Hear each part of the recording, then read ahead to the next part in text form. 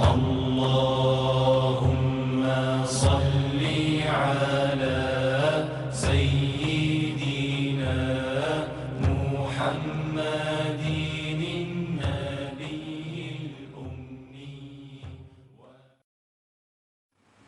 بسم الله الرحمن الرحيم. Alhamdulillahillazi hadana lihadza wa ma kunna linahtadiya laula an hadanallah. Wassalatu wassalamu ala Rasulillah wa ala alihi wa sahbihi wa man tabi'ahu wa nasrahu wa walah. Rabbi shrah li sadri wa yassir li amri wahlul 'uqdatam min lisani yafqahu qawli. Subhanaka la ilma lana illa ma 'allamtana innaka antal alimul hakim. Wala haula wala quwwata illa billahil aliyyil azim. Tuan-tuan sekalian jemaah, hadirin hadirat yang dirahmati Allah sekalian, alhamdulillah sama-sama kita merapatkan kesyukuran kepada Allah Subhanahu wa taala di atas limpah kurnia dan izinnya kita dapat memperuntukkan sedikit masa kita untuk sama-sama kita mengulang kaji perkara-perkara yang ada kaitan dengan jenazah ya. Kita ni tak habis-habis ya. InsyaAllah malam ni habis tu.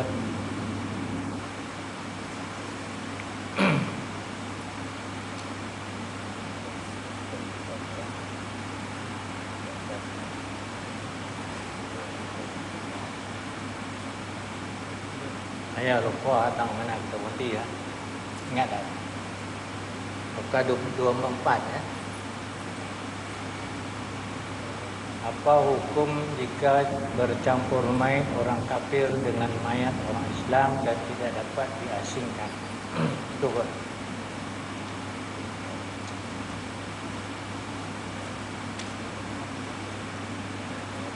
Hukum mengusung salah satu sudah ya. Hukum mengusung mayat ke kubur? Sunat lelaki walaupun mayat itu perempuan, insyaAllah.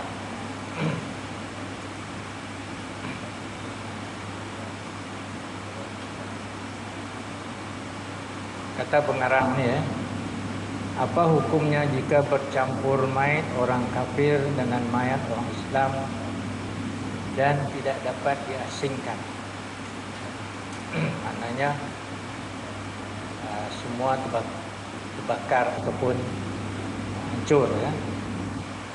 Kalau macam kemalangan kapal terbang tu boleh dikenal ya, macam kemalangan bercembang jatuh dan sebagainya. Jawabnya wajib dimandikan, dikafan dan disembahyangkan semuanya. Tak dapat nak membezakan. Tidak ada tanda-tanda ataupun tidak ada pengenalan. Semua sama saja ya. Tidak ada benda ataupun perkara yang boleh kita tentukan dia Islam ataupun bukan Islam.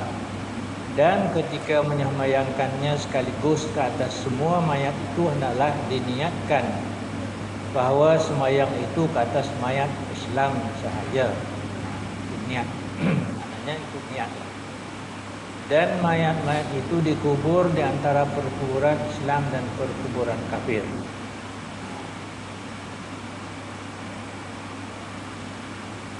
Ini pernah berlaku, wallahu a'lam.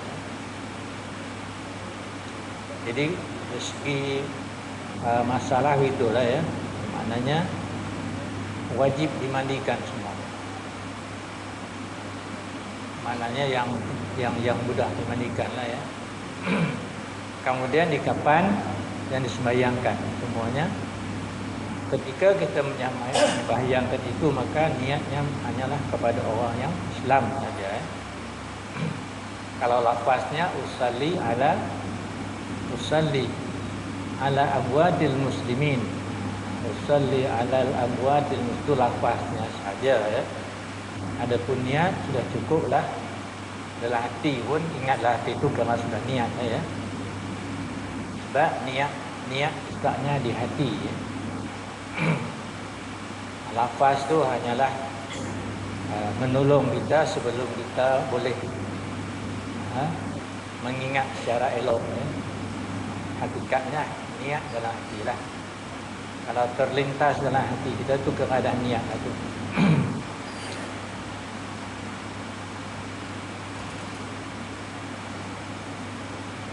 Habis masalah tu ya.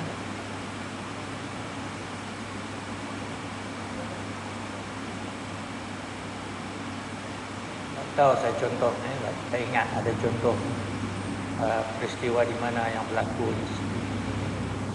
Kalau orang dalam tsunami itu dia kira darurah ya. Nah itu tak dimandikan. Ini macam masalah yang seterusnya. Apa hukumnya jika orang mati kerana keruntuhan tanah dalam lumbung atau jatuh dalam perigi yang dalam dan jatuh ke dalam gaung atau seumpamanya dan mayat itu tidak dapat dikeluarkan?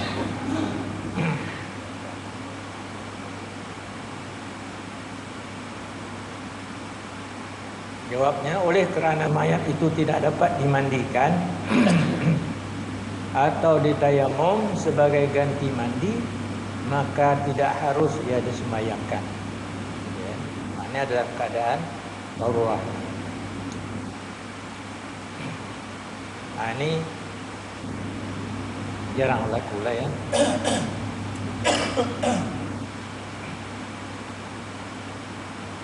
Yang ketiga, yang seterusnya ya. Kita jauh lagi. Berapa barisan yang disunatkan dalam sembahyang jenazah? Ini pun kita dah tahu lah ya. 3 baris atau lebih. Maknanya 3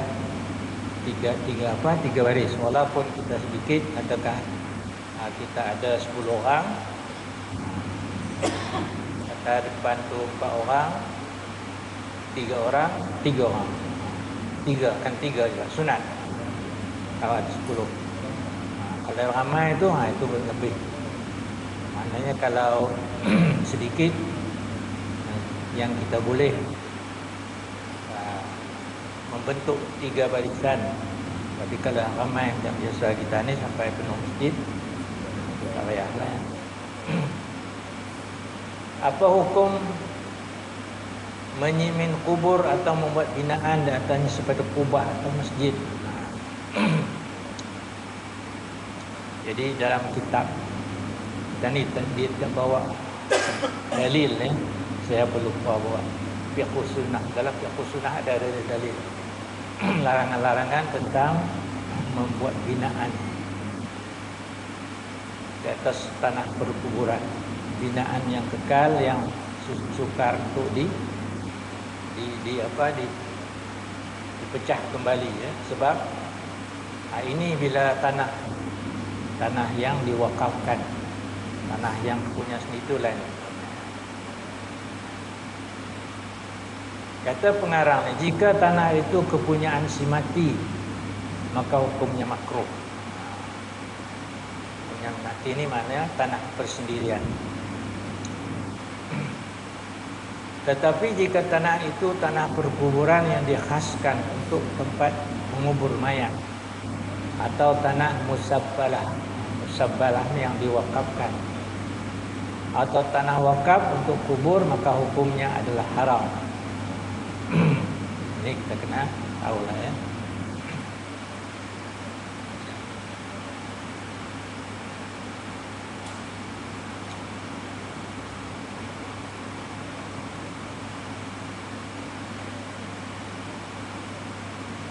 Jadi bagi waris-waris orang yang jenazah tu, dia kena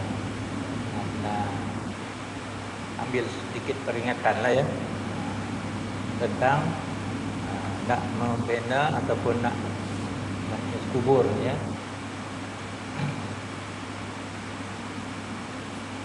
Sebab dia ada kesan kepada orang yang ada dalam kubur.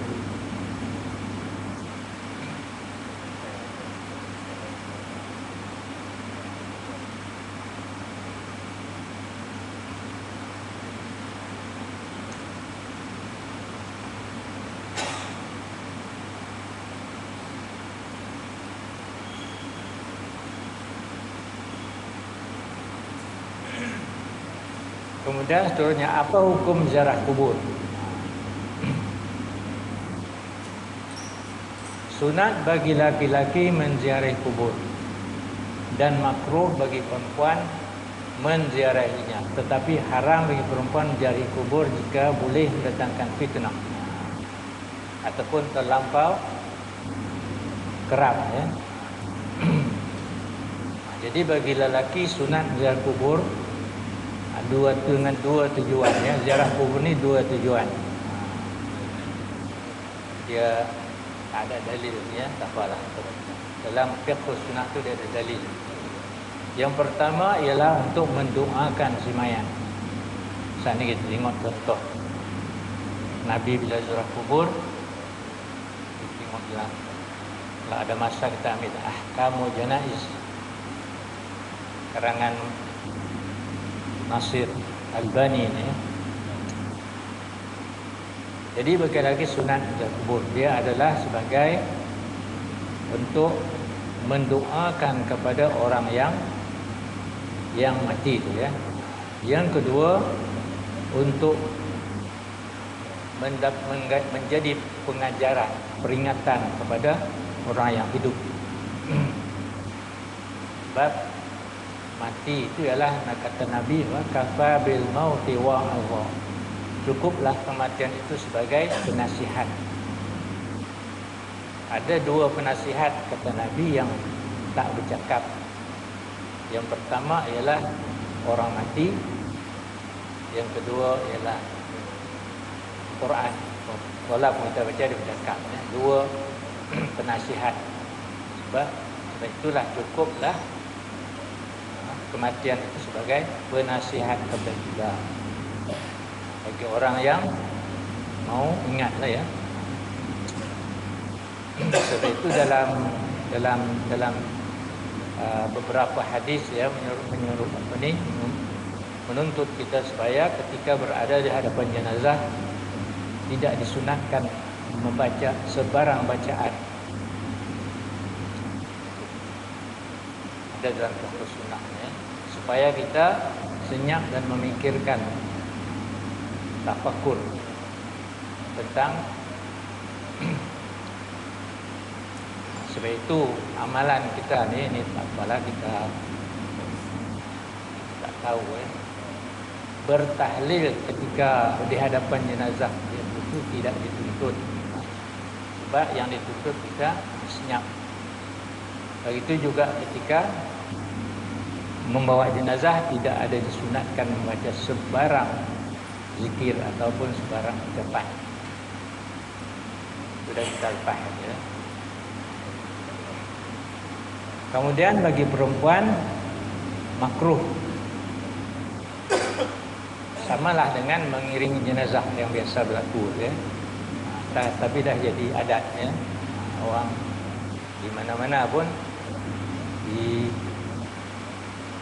seluruh negara lah, ya, orang kenamaan, orang besar pun berlaku juga. Jadi umum balwa lah, ya. Walau bagaimanapun, jagalah supaya tidak sampai kepada haram, ya. Tetapi haram perempuan menziarahi kubur jika mendatangkan fitnah.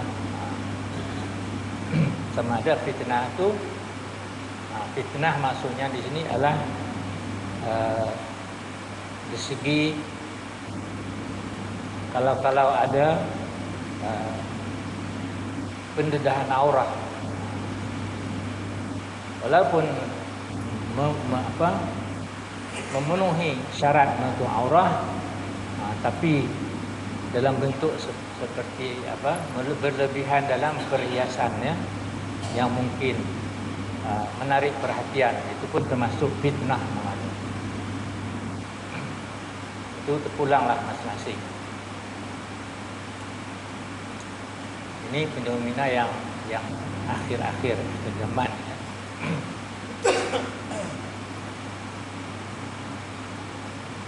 Kemudian lebih-lebih lagi lah kalau berlaku perkara-perkara yang tasyabuh dengan orang bukan Islam, seperti menghaskan pakaian-pakaian tertentu bagi keluarga si mati itu. Seperti pakai hitam, perempuan ke lelaki juga ya. Itu termasuk dalam hadis man tashabba biqaumin fahuwa minhum. Siapa yang menyerupai satu kaum maka dia termasuk di kalangan mereka. Mana dalam hal-hal upacara keagamaan, bukan dalam hal-hal keduniaan ya. Keduniaan tak ada apa ya. Dalam hal kebudayaan, hal-hal yang tidak kaitan dengan agama, tapi hal-hal yang ada upacara seperti menabur bunga ya, itu tasyabbuh. Ataupun meletakkan bunga di keranda. Ini orang India masih berlaku lagi. Dia letak, orang India ke orang Pakistan ke apa adat dia ya.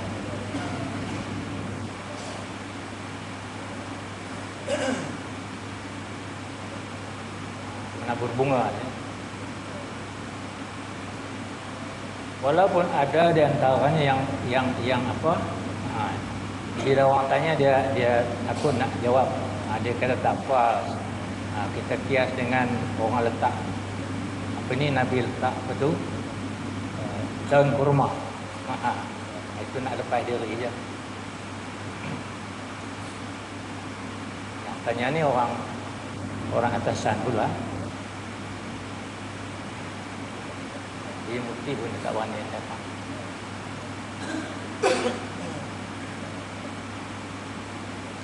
Kemudian seterusnya ya. Ini yang sepatutnya kita baca ya. Apa yang sunat dibuat orang ziarah kubur?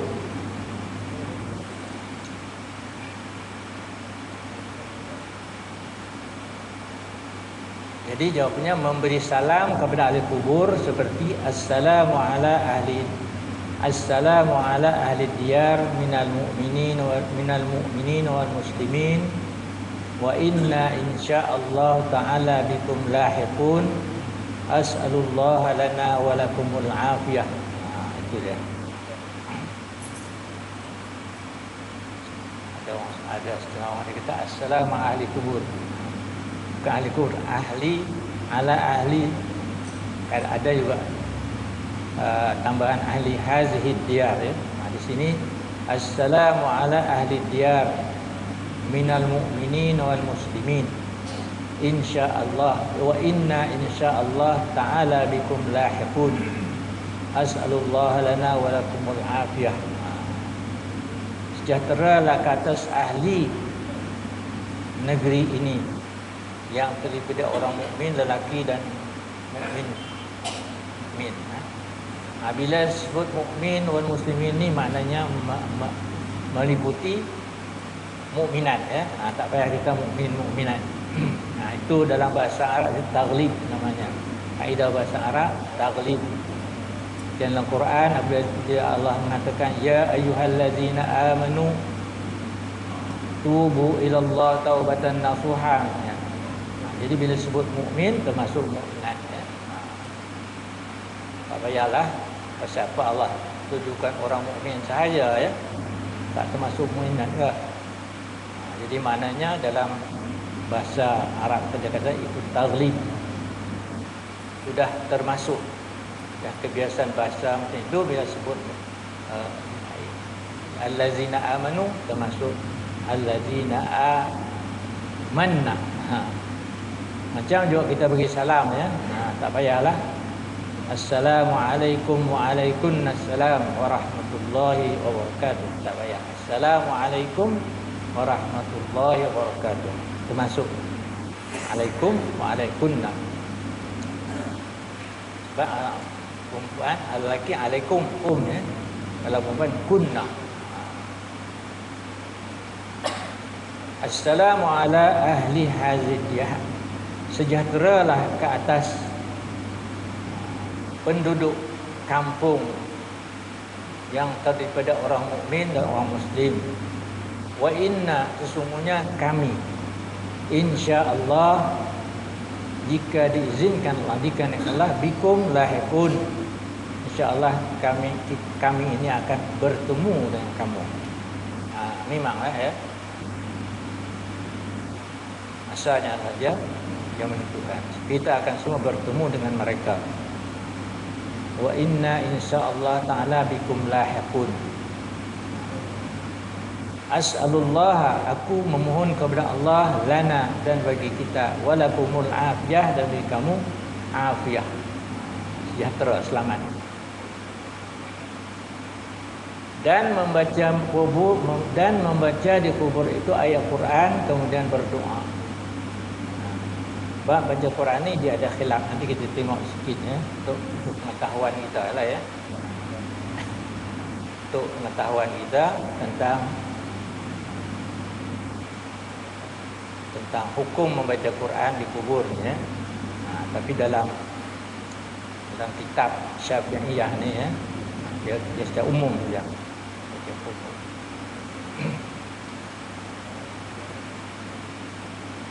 Habis ya. Ni kalau ada masa kita tengok sedikit perbahasan ulama mazhab tentang baca Quran di kubur untuk pengetahuan kita ya. Baik, tajuknya menggali kubur. Menggali. Kali ini korek ya. Gali kubur. Menggali kubur maknanya setelah ditanam, kemudian nak digali balik, apa hukumnya ya? Itu maksudnya menggali kubur. Apa hukum menggali mayat yang telah dikubur untuk dipindahkan atau lainnya seperti memandikannya ataupun perkara yang lain? Hukum asalnya haram menggali mayat yang telah dikuburkan kerana menceroboh kehormatannya. Tak ada sebab-sebab ya.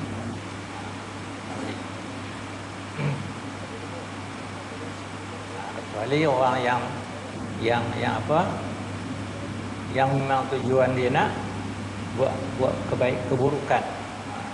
Orang yang nak curi ke ya, memang berlaku ya. Dia curi kapan ke, ataupun dia curi apa, benda-benda yang boleh digunakan untuk ilmu-ilmu yang tak betul. Saya pernah pengalaman tunggu kubur ni pasal apa? Bukan apa. Seorang perempuan meninggal, anak dalam kandungan ya, tak keluar. Dikuburkan. Kami 3-4 orang tu ditunggu beberapa seminggu. Bukan tunggu baca Quran. Tunggu takut ada orang gali kubur tu ya. Ini berlaku di Parit Ayuab, masjid lah. Satu dia umur 15 tahun. Tunggu sini baca Quran lah. Bukan disuruh pun, saya saja tak ada apa baca Quran sampai seminggu. Sebab ada kepercayaan kononnya, tapi memang betul lah ya, orang-orang yang bertujuan untuk menggunakan ilmu sihir, pukau dan sebagainya, mereka menggunakan tengkorak kepala budak. Ini pernah berlaku. Orang jumpa tengkorak ni iaitu di masa saya masih tinggi dulu, tahun 60-an lah cerita ni. Seorang kaya tu, orang pencuri masuk, dia pukau. Tapi orang kaya tu dia ada baca bacaan apa kaya, dia tersedar. Dia apa, bila dia sedar, dia tahu orang apa dah masuk rumah, dan pencuri itu lari, tertinggal alat dia tu. Alat dia adalah tengkorak kepala. Mana orang tahu tu di antara alat yang digunakan oleh orang-orang yang nak mensihir, pukau, digunakan untuk curi. Itu orang tunggu ya. Baik, balik kita hukum ya. Haram menggali mayat telah dikuburkan menceroboh kehormatan, melainkan karena darurah, seperti perkara berikut. Darurat, mana perkara yang terpaksa, tak boleh tidak. Yang pertama, mayat itu ditanam dengan tidak dimandikan. Ini macam mana boleh berlaku? Mungkin dia banyak sangat ya mayat tu sampai 5-60 orang. Rupanya ada yang tertinggal. Selagi mayat itu belum busuk, maknanya barulah sehari ataupun semalam ke, mana belum busuk agak-agak lah ya. Kita tak tahu berapa lama dia busuk dengan tidak dimandikan. Yang kedua, mayat ditanam di tanah orang atau di kapan dengan yang dirampas. Ditanam di tanah orang. Tanah, bukan tanah dia. Macam orang tanam kanak-kanak kena apa, kena saja tak mau budak tu ditanam ya. Tapi yang itu pun dah tak betul je ya. Maka wajib dibongkar balik tanah orang, bukan kepunyaan dia sendiri. Ataupun dengan kapan yang dirampas, kapan yang tidak halal lah dirampas. Ataupun tuan tanah atau tuan yang punya kain kapan itu menuntutnya walaupun mayat itu telah busuk. Kalau ada lah ya. Atau biasa kalau dekat kain tu orang tak tahu yang ni lah ya. Tapi zaman ada satu ketika memang susah nak kapan ni ya, iaitu zaman Jepun. Di zaman masa Jepun ada satu ketika tu orang singgah di satu masjid tu ya, orang susah lah dia, kemudian dia meninggal. Jadi penduduk masa tu semua kain yang mahal ya, zaman pendudukan Jepun. Jadi orang kampung masa tu dia kapan dengan tikar mengkuang. Itu saya ingat lagi. Ini pun berlaku di kampung saya. Tikar mengkuang ni lah. Sebab kain mahal, kain pelekat ada dia banyak mahal. Itu zaman peperangan, zaman Jepun. 3 tahun 8 bulan.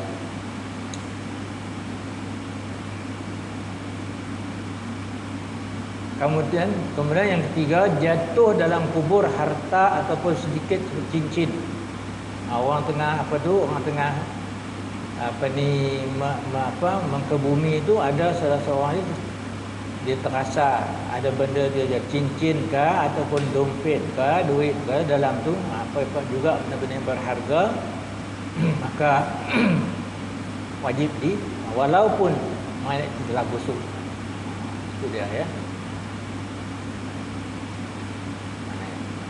Itu yang ketiga, boleh digali, dibongkar balik. Tapi walau peraturannya pun mestilah kalau untuk peraturannya kena dilapor kepada polis ya. Polis disertakan dengan polis, peraturan ialah sebab masa kita nak ke bumi pun kita minta kebenaran. Apabila kita nak pun itu peraturan, dia punya cara lah ya. Kemudian yang keempat, sebelum ia mati, ia menelan harta orang lain, dan sudah ia mati dikubur. Katalah dia ni curi ke, curi barang mai, curi apa, bila orang kejap dia ditelan. Dia ingat dia boleh lepas tiba-tiba tembak ke ataupun dia malangan ke, jatuh ke, mati. Tuan yang punya harta itu datang menuntutnya jika tidak ada warisnya atau orang lain membayar atau menjamin. akan harta yang seumpama atau harganya, maka kubur itu hendak digali. Kecuali kalau ada waris dia kata agak-agak berapa benda-benda yang hilang tu, 10,000 kata dia, tak apa kami bayar, tak apa tak bayar ya. Itu contoh ya. Tapi kalau tak ada, maka hendaklah dibongkar atau dikorek balik kubur itu, digali dan bedah perut mayat itu untuk mengeluarkan harta tersebut dan kembalikan kepada tuannya. Yang kelima, yang boleh kita korek balik, mayat itu ditanam dengan tidak menghadap kiblat selagi mayat itu belum busuk. Tak macam mana masa turun mayat tu terempas sikit, kemudian bila lepas kamu ada salah seorang tu tak puas hati, macam nampak dia terlentang kata dia. Maka kena buat baliklah. Tapi kalau semasa tu mudahlah, ni dah ada apa, duduk dah talqin dah, dia nak balik baru ada seorang kasar-kasar tadi ya, dia tak mengiring ke arah kiblat muka ni ya. Dia terlentang sebab terentak. Maka kena gali, tanam dengan tidak menghadap kiblat selagi mayat belum busuk. Tapi dah kalau dah 3-4 hari tak payahlah. Itu kira dimaaf ya, bukan sengaja. Yang keenam, jika ditanam mayat perempuan yang mengandung dan kandungan itu ada harapan hidup. Tak macam mana kan masa itu disahkan doktor, kata dia mayat dia sudah dua-dua telah meninggal. Kemudian lepas itu nak macam mana kan? Tak ingat balik.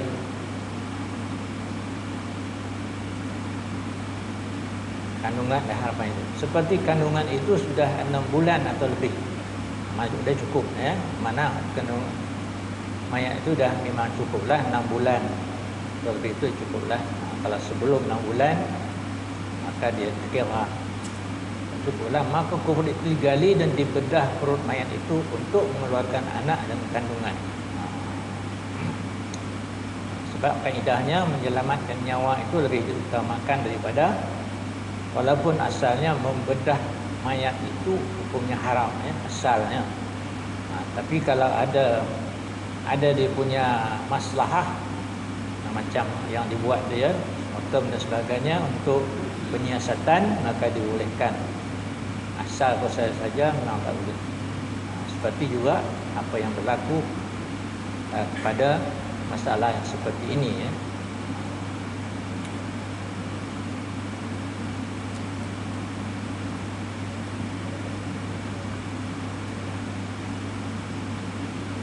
Itu yang keenam. Yang ketujuh, mayat itu kena air terlembab basah. Maknanya tempat kuburan itu tenggelam ya, mungkin dia akan dihakiskan oleh air, takut kena balik, kemudian pindah ke lain ya. Kemudian yang ke-8, ditakut kubur itu terhina. Umpamanya tanam di tanah, kalaulah di tanah orang yang dalam negeri yang bukan Islam ya, ditanam, mungkin nanti terhina oleh orang yang bukan Islam, contohnya takutkan. Itu 8 perkara-perkara yang dibolehkan kita menggali kubur ya. Kemudian kalau masa-masa kita talqin tu bunyi dalam tu duduk macam mana pula tu? Sini kan dia berlaku dia.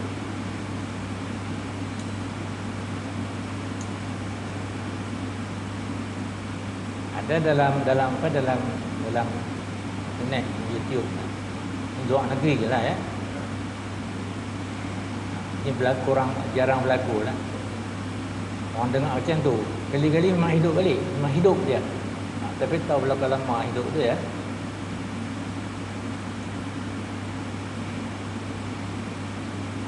Wallahualam. Jadi itu di antara perkara yang masalah yang berlaku untuk yang membolehkan kita gali kubur ya. Kemudian seterusnya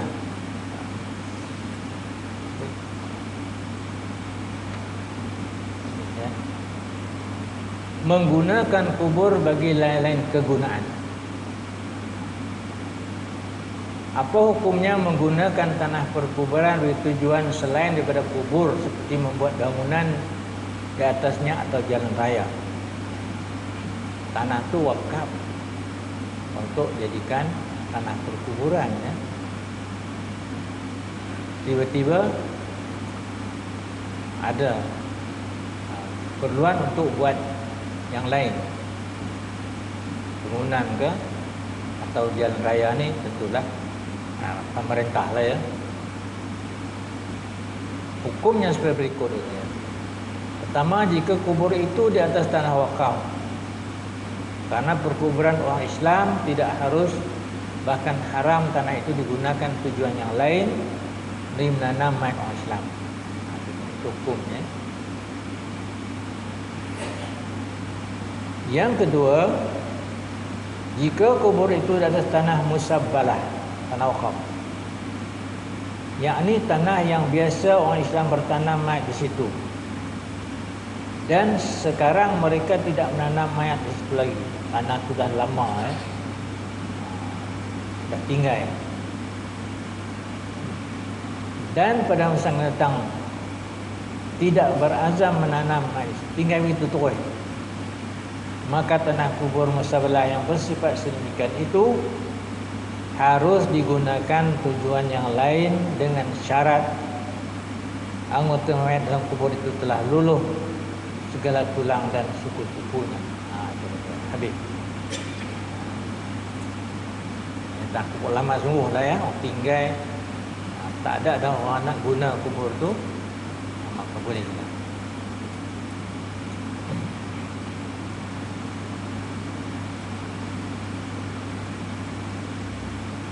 Ini memang ada berlaku lah ni yang saya tahu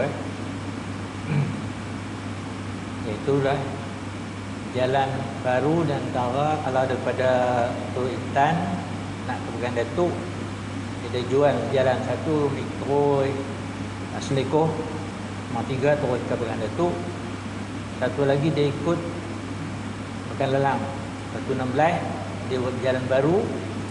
Kemudian di situ ada, mengikut cerita dia, ada perkuburan lama lalu tu. Jadi dia buat jalan tu merentang kuburan asal itu Kebun Kelapa sampai ke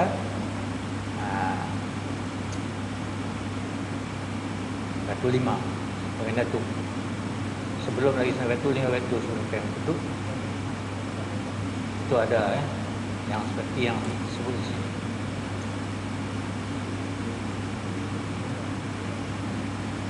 Jika kubur itu tanah mawat, tanah mawat ni maknanya tanah yang belum diteroka. Subuh lalu kita belajar tentang Ihyaul Mawat kan, menghidupkan tanah ataupun membuka, meneroka tanah yang belum diteroka. Jika kubur itu tanah mawat, yakni tanah yang orang Islam tidak bisa menanam itu, tanah kosong gitu saja, atau tanah orang, atau tanah yang dipinjamkan kerana bertanam mayat situ. Ada pula tanah dipinjamkan tanah mayat, Allah, maka ia boleh digunakan tujuan yang lain dengan syarat anggota mayat dalam kubur itu luluh semuanya, habis hancur ya, dan masuk luluh segala tulang-tulang dan sukunya, maka boleh guna untuk yang lain, bangunan dan sebagainya. Habis kita baca lajunya. Kemudian, apa hukum perempuan yang mati sedangkan ia dalam keadaan mengandung? Ni itu juga ya. Jawabnya, jika kandungannya itu hidup, maka wajib perut mayat itu dibedah bagi mengeluarkan anak di dalam kandungan itu. Ini saya tak pernah, tak tahu nak contoh ya, tak pernah, tak ada pengalaman. Tetapi jika anak dalam kandungan itu tidak ada harapan hidup, seperti belum sampai 6 bulan, maka mayat itu tidak harus dibedah, bahkan dibiarkan sehingga diketahui bahwa anak dalam kandungan itu telah mati, maka barulah mayat itu dikubur. Maknanya kena kubur lah. Cuma bila ada kepercayaan tu ya, kepercayaan tu takut orang bongkar ataupun korek, aku tunggu. Dan memang berlaku pun ya. Jauh banyak ilmu-ilmu yang jenis ilmu sihir lah, untuk bukau dan sebagainya. Tapi hari ni pun ikut cerita lagi hebat ya, bukau ni. Dia tengok mata pun kita boleh. Sebab itu kita kena banyak ni Quran dan sebagainya ya. Kalau baca Quran dan sebagainya, dia boleh jadi bimbing. Habis ya. Baca sikit. Kemudian meratapi mayat dan makan. Ini biasalah. Meratapi mayat, meratapi. Meratap ni dalam bahasa Arab niyahah. An-niyahah ni adat orang jahiliah. Dia kalau kematian, dia meratapi, iaitu dengan menangis dan mengeluarkan kata-kata penyesalan sambil mengoyak-ngoyak baju, menepuk-nepuk dada dan sebagainya. Ini tidak ada pada kita, orang kita tak ada meratap niyah ni. Meratapi mayat dan makan. Makan ni maksudnya bukan makan di rumah orang kematian, maksudnya makan di sini. Apa hukum menangisi dan meratapi mayat? Sebab berlaku pada orang Arab ni, dia cerita orang Arab lah. Orang Melayu dia tak ada ya. Menangis tak ada salah ya. Menangisi orang mati itu tak salah, itu memang biasalah. Jangan sampai meraung. Meraung tu dia lah. Meraung dan mengeluar kata-kata seolah-olah tidak redha dengan kematian itu. Itu masuk meratapi. Apa hukum menangisi mayat? Menangisi mayat hukumnya harus. Boleh, tak ada salah. Ketika anak Nabi namanya Ibrahim, anak lahir bersama Maryam Aqibtiyah Ibrahim ya, meninggal, Nabi kelihatan menindiskan air mata. Lalu orang kata, kenapa wahai Rasulullah menangis?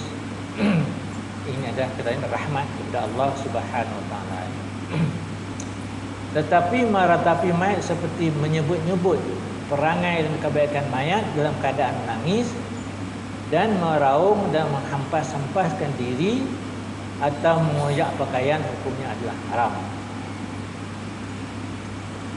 Ini orang Arab ini tentulah. Kemudian yang ni biasalah. Cuma di sini tak, dia punya tak apa yang lengkap ya. Apa hukum menyediakan makanan bagi ahli mati? Ini orang ini jiran ya, jiran. Hukumnya sunat bagi 1 hari dan malamnya. Ini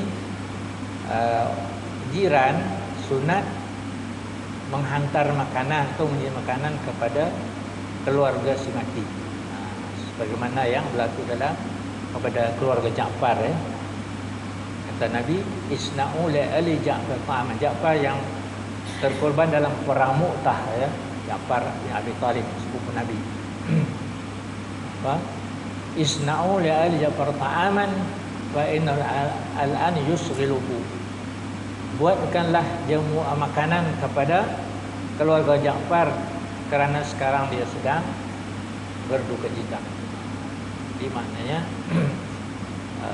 jiran, sunat jiran ni memberi makan, media makanan. Tak kira lah ya, bawa nasi lemak ke, sarapan pagi, apa juga makanan ya. Nah ini pengalaman saya di di tahun 2 sekarang sudah ya, biaras yang menikah di Taling Jaya. Jadi jiran-jiran semua bawa dan menyediakan kanan. Jadi mana keluarga yang datang tak payah bawa. Ada yang bawa, ada bagi lauk, ada yang bagi makanan, ada bagi macam-macam lah ya. Mana cukup lah untuk sampai semalam, tak payah. Jaya di kebanyakan orang yang orang-orang bisyarah, jawatan hanya hukum sunat 1 hari 1 malam. Bahkan dalam kitab dikatakan adalah kita galakkan dia supaya makan, tetapi haram menyediakan makanan orang yang meratapi. Orang meratapi tak boleh, haram lah ya. Kalau ada, ini bagi orang Arab. Kemudian yang ni 3 ni, apa hukum berjamu di rumah si mati dan mayat masih berada di rumah? Cuma dalam hujung ni saja, sedang mayat berada di rumah tu, tak tahu pasal apa pengarang ni sebab. Ini adalah satu kebiasaan yang tidak disunatkan oleh syarak, bahkan hukumnya makruh. Tetapi jika jamu diambil dah harta si mati dengan warisnya belum balik, maka hukumnya haram. Tapi dalam kitab-kitab, semua kitab Syafi'iyah lah ya, bukan sekadar hari kematian saja, mana malam kematian. Tambah lagi kebiasaan yang sudah-sudah lah kita dah membuat dah, sampai 3 hari ya, kemudian 7, 40, 100 tahun haul. Ini semuanya tidak ada ya. Ada semua dalam kitab kuning. Sabilun tadi. Sini pun ada, saya ambil sini. Sabil tadi ni ada satu kitab lah. Ada berpuluh-puluh kitab lah kalau kita buka, kitab Arab, kitab Jawi, kitab kuning. Sini pun ada. Ini Sabilun tadi yang saya ambil sikit. Ulangan ya. Ini mengenai yang dan sunat bagi segala isi kampung orang yang kematian dan segala keluarganya, jika jauh sekalipun, membawa makan makanan yang kematian seperti cukup akan dia pada siangnya dan malamnya, atau selama ada mereka itu masyghul. Masyghul ni susah dia. Dan naklah disentiasakan atas mereka itu dengan makan, supaya tidak dhaif mereka itu dengan tidak makan. Dia sedih, makan tak lalu, kena bagi semangat, makanlah ya. Ni kami bawa ni kanan, makan, dengan tak makan. Yang mati itu matilah. Itu ya. Sini kata ya, ni Sabilul Muhtadi, Syed Al-Banjari. Sunat bagi segala isi kampung orang yang kematian dan segala keluarganya, jikalau jauh sekalipun, membawa makan makanan akan yang kematian. Ini bahasa klasik.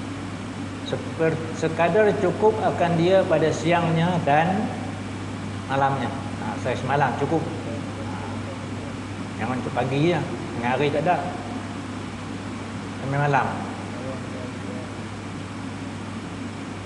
Selama mereka itu masyghul. Ini kata masyghul ni maknanya susah hati lah ya. Hendaklah disentiasakan akannya. Mana kita galakkan. Biasa mana selalu-selalu suruh dengan makan supaya tidak dhaif, tak lemah badan. Dah kematian, tidur tak cukup ya, tak makan pula. Sebab itulah tak boleh kita suruh mereka pula nak masak, kita pula yang nak makan. Dan makruh lagi bid'ah. Makruh lagi bid'ah. Di sini ada dua ya. Adakah makruh tanzih atau makruh tahrim? Itu dia. Kalau makruh tanzih pun tak berpahala je lah ya. Tak berpahala. Lagi bid'ah. Bid'ah ni mana benda yang tidak dilakukan oleh Nabi, para sahabat Nabi. Isteri dia mati, anak-anak dia mati, sahabat Abu Bakar, Umar, Utsman mati, banyak lagi para sahabat. Imam yang keempat, tidak ada satu riwayat mengatakan mereka buat duri. Tidak lagi dah. Maka yang kematian buat makanan yang diserukan segala manusia untuk memakan dia. Dahulu daripada menangkan dia semasa sebelumnya atau kemudian daripadanya. Lepas malam pertama, malam ketiga, seperti yang teradat, biasa teradat ya. Saya ada terbuka satu YouTube, seorang sarjana Hindu yang masuk Islam di Jawa. Kalau tuan boleh buka ya, Ustaz Abdul Aziz Sukuara. Dia cerita bila dia masuk Islam, dia masuk Islam tu dengan ada perkara dia mimpi lah macam-macam ya. Dia adalah sarjana Hindu. Makna dia ulama Hindu lah. Tapi dia orang Jawa, bukan orang Hindu. Dia orang Jawa. Kitab Veda ni hafal dia. Macam Zakirnaik ya. Zakirnaik tu pun dia Veda apa semua tu dia pekat. Orang Hindu dia tahu semua lah. Lebih pada orang Hindu pun. Zakirnaik yang lain ada di mana? Di Terengganu ya. Tur Zakirnaik. Kemudian dia masuk Islam. Lalu dia tengok orang di Jawa lah, orang di sebelah tanah Jawa ni. Apabila dia tengok, kata dia, dalam kitab Veda ni, apa yang dibuat oleh orang Islam di tengah Jawa tu macam yang ada dalam Veda. Sebab dalam agama Hindu, dia kata dia, bila seorang mayat itu meninggal, 3 hari itu dia tak meninggalkan, dia masih tunggu di rumah tu. Maka mereka kena buat jamuan. Ya. Begitu juga seterusnya. Jadi seminggu, 40 hari, 100. Rupanya katanya apa yang ada dalam agama saya ada dalam agama Islam rupanya. Tapi sebenarnya saya tak tahulah siapa macam tu. Cuba kalau tuan-tuan buka, kalau tulis Google YouTube sarjana Hindu masuk Islam. Ada. Abdul Aziz nama dia. Lembut dia cakap ada. Ibu-ibu dan bonda-bonda dan ibu-ibu, bapa-bapa. Dalam agama saya dulu, kata dia. Kemudian dia hafal pun ayat-ayat dalam Veda tu.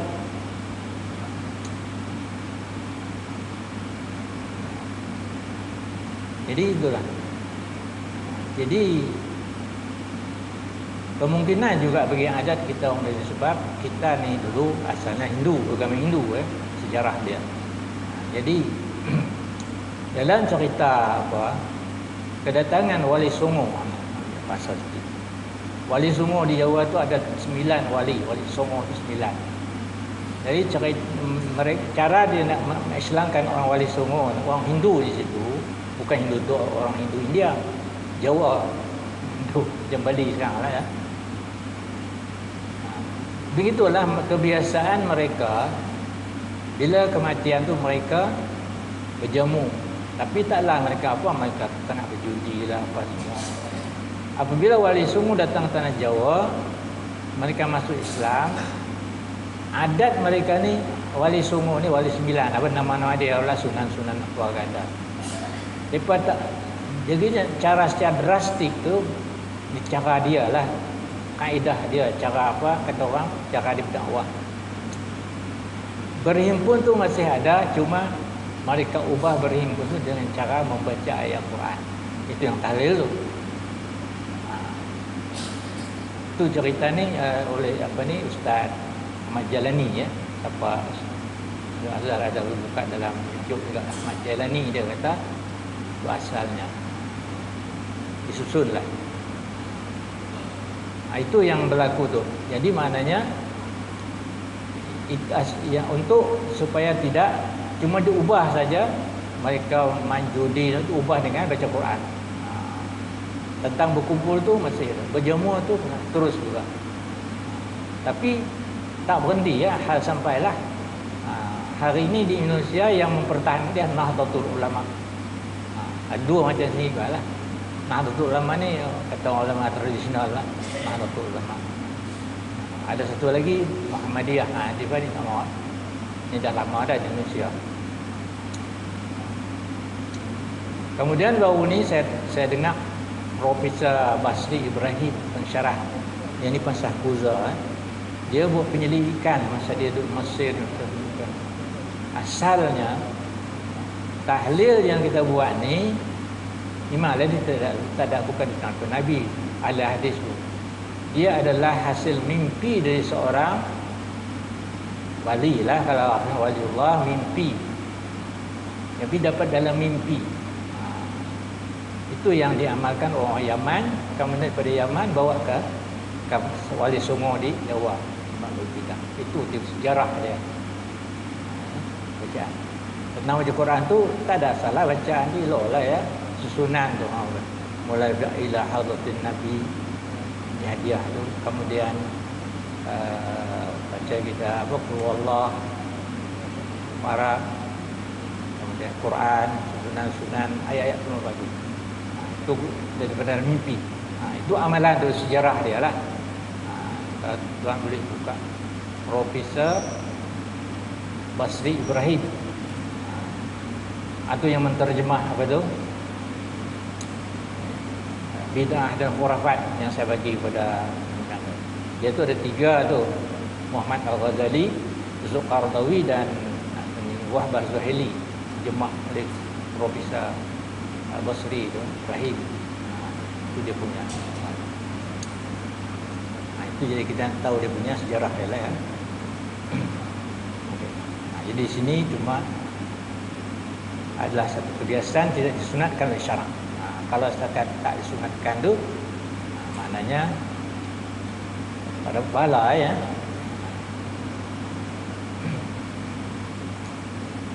Walau bagaimanapun adalah orang pertahankan juga ya. Carilah. Ada satu hadis apa saya lupa bawa. Hadis tu tak kuat ya. Ketika Nabi balik kepada Mananam, itu ada seorang da'il mar'ah, seorang perempuan menjemput Nabi ke rumahnya buat jamuan. Jadi orang yang kata tu perempuan si mati tu, tapi sebenarnya perempuan tu umum ya, mengikut ulasan hadis ya, bukan perempuan si mati. Kebetulan perempuan itu ajak Nabi jamu. Daripada hadis ni lah orang yang tak boleh kata dia menjamu. Itu bahasan ulama. Ada satu buku tentang walau bagaimanapun itu hanyalah pendapat yang terlalu lemah ya. Baik.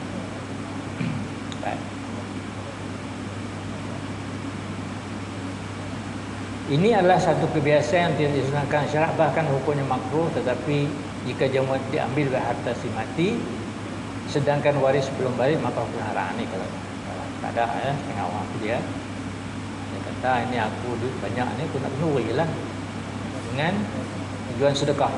Itu alasannya bersedekah. Tapi sebenarnya dia nak dua ya, sedekah bukan pada tempat dia lah ya. Itu maknanya. Sebab dia ada dalam agama ni dia ada pengkhususan. Nak bersedekah tu bila bukan masanya bersedekah masa tu. Kalau nak kenduri, tunggulah di bulan lepas tu ke kenduri.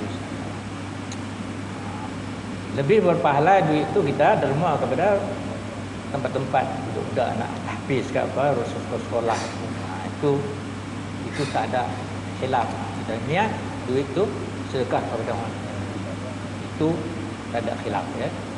Duit yang kita kenduri itu kita derma kepada sekolah tahfiz yang sekarang ni. Lebih bermakna lagi. Wallahu a'lam kata. Kemudian ingat habis ni. Kasih lagi boleh habis juga ya. Alang-alang ya habis ni. Takziah. Takziah. Apa yang maksudnya dengan takziah? Takziah ialah melahirkan perasaan duka cita bersama keluarga salah seorang anggota meninggal dunia dan juga mereka yang berduka cita karena kematian sahabat dan kharib, dengan tujuan supaya keluarga bersabar mendoakan mayat mendapat ampunan Allah. Takziah ni mana kita ziarah kepada keluarga yang mati, iaitu untuk menasihat atau untuk memberikan kepada dia supaya bersabar dan supaya Yasin meninggal ini mendapat ampunan dari Allah dan sebagainya. Takziah lah. Kita ni kita datang ni lah. Jadi apa hukum? Hukum takziah itu sunat ya. Sunat takziah. Iaitu kita jumpa keluarga mayat, sekurang-kurang kita jumpa je lah, kita kata sabar. Kemudian terangkan ahli keluarga yang sunat di takziah. Sunat takziah adalah keluarga yang kecil dan yang besar, baik lelaki perempuan. Kecuali perempuan yang muda tidak harus takziah, kecuali ada mahramnya saja. Orang perempuan tak payahlah ya. Lelaki je kalau orang lelaki. Perempuan semua orang perempuan. Cuma sekali sikit. Bila takziah sunat disampaikan? Sunat takziah disampaikan sebelum mayat dikubur. Sebelum, tak sempat lah ya. Sudah dikubur sehingga 3 hari setelah kematian. Bolehlah kita jumpa. Apa lafaz? Lafaz ni tak pun jangan buat. Lafaz takziah ketika berbuat tangan, a'zamallahu ajrakum. A'zamallahu ajrakum. Kita pun kadang tak jumpa, tak ada lupa nak sebut ni ya. A'zamallahu ajrakum. Semoga Allah membesarkan pahala Tuhan. Atau a'zamallahu ajrakum wa ahsana azakum wa ghafara limaitum wa jabara musibatakum. Panjang-panjang ambil. Yang ni sudahlah a'zamallahu ajrakum. A'zama tu membesarkan Allah pahala kamu. Mana kalau kamu sabar ketika dia jumpa keluarga semayat tu, kalau lagi jumpa lagi lah, jangan jumpa perempuan, perempuan jumpa perempuan lah. A'zamallahu ajrakum. Bahasa Melayu pun boleh. Mudah-mudahan Allah memberikan ganjaran kepada mudah ampun ya. Bahasa Arab a'zamallahu ajrakum. A'zamallahu ajrakum. Senang aja. A'zamallahu ajrakum. Yang bermaksud semoga Allah membesarkan pahala Tuan, membanyakkan sabar Tuan atas apa yang luput dan mengampunkan Allah yang telah meninggal, menghilangkan bahaya musibah yang menimpanya. Dalam kitab-kitab tu kata dia, masa kita bertakziah ni sebenarnya tak payah lama-lama kata dia. Ya, tak payah lama. Tambah, tak payah tunggu lama-lama. Lama adalah lepas tu kita baliklah. Tak payahlah kita nak simak lama-lama. Kemudian kadang-kadang tu sembahyang yang terkeluar daripada ada adab belah ketahuan dan sebagainya. Itu dalam kitab adalah perempuan juga dia. Kecuali keluarganya yang ada kaitannya saja bolehlah tunggu sampai lama. Itu dalam kitab. Jadi habislah ya. Selesai dah kita mengenai apa. Jadi habislah ya. Alhamdulillah saya pun secara laju lah ya kita baca ni. Habis berapa kali. Jadi setakat tu, jadi sekali lagi kita tengoklah. Tak sempat saya dah baca perbahasan ada dua kitab dia ni. Satu Ahkamul Jami' wa Ta'ah oleh Muhammad Nasir Albani, yang kedua syarah kepada Aqidah At-Tahawi tentang perbahasan. Wallahu alam, kita tunggu pada malam ni, insya-Allah sekali lagi akan datang tu kita tengoklah apa yang patut kita baca ya. Saya tak hilang nak ulang balik dah baca yang ni. Yang mana yang tak apa nak tu kita tinggal ya, kita tanya lain. Terjemahan kitab Al-Qaulul Tam fi Ahkam Ma'mum wal Imam karangan Ahmad Imam, terjemahan oleh Datuk Syekh Haji Zakaria Alaiham Kedah. Baca. Mudah-mudah kita ulang kajilah benda-benda yang ada kaitan dengan sembahyang kita, makmum, masbuk, muwafiq, sebagainya ya, ketinggalan dalam bacaan Fatihah dan sebagainya. Wallahu a'lam. Kalau diizinkan oleh Allah, wallahu a'lam. Tak tahu ada apa-apa soalan.